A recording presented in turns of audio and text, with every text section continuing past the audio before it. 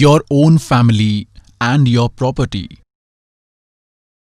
God says that this is a conspiracy by Kaal to keep you entangled. In here it is a trap, a well thought out plan. And until you understand this, you cannot do any worship. And neither can you attain salvation. It does not mean that we don't require our families at all. Just consider that these all are the children of God. You too are children of God because of your impressions of previous deeds, whatever role you are in, whatever role you are playing. Someone is a son or a daughter. Someone is a husband or a wife, father or mother-in-law, father, mother, uncle, aunt, or nephews. So this is your own creation of relations of this world and your impressions of previous deeds.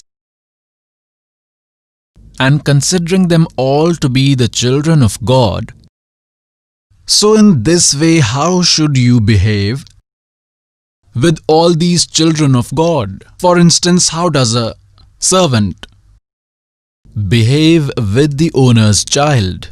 It is not his own, but he has to take care of him, look after him a lot more than his own child.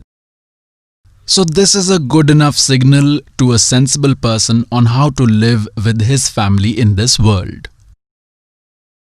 Now God says the truth. God says that if you don't have a child and you die while asking God for a child,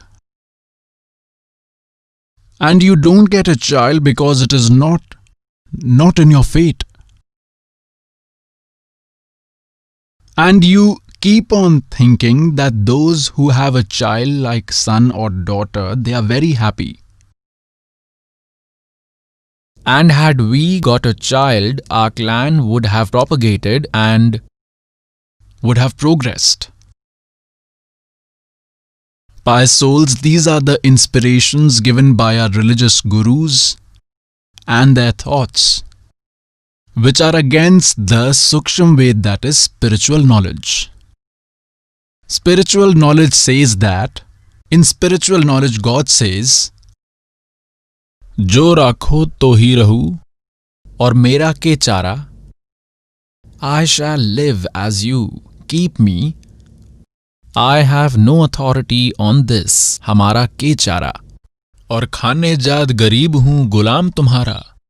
I am your slave and I am submitted unto you. For instance, in olden days, rich people like businessmen, traders, kings used to buy slaves like animals are bought. Then that used to become their permanent possession. However, to sell it was a different matter. So here God says that you should develop such a feeling towards God that, O Lord, I am your servant, your slave, and I will live the way you will keep me. I am now yours completely. Until you come to the refuge of a Satguru, if you don't have a child means you don't have a child, you won't have it. Then what do is we take someone's child, we adopt someone else's child. Then later what happens is when the child grows up, he or she works according to his or her own destiny and works accordingly. Then in the end it comes to the mind that, hey God, if this had been my own child, those old parents then talk to each other that had this been our own child, would he have behaved in this manner? That is, they even have friction with that child. So God says that this is a mistake of yours because you have only followed hearsay, knowledge and tradition. Now when you will come to the refuge of God, then He will do what He wants.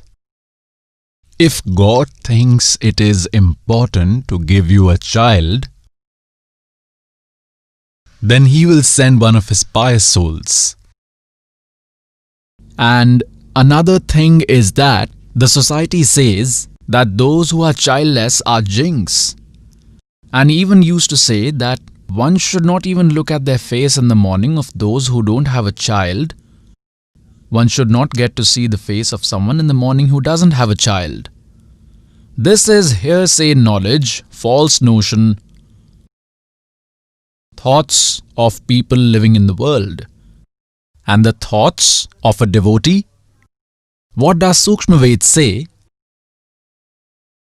See, in general, everyone is a good soul of God. Those who are devoted to God have a human body, are sustaining themselves, are leading a good life. Everyone is a good soul. But in Sukshma Ved it has been said that according to the yardstick of God, those who don't have a child are very fortunate people.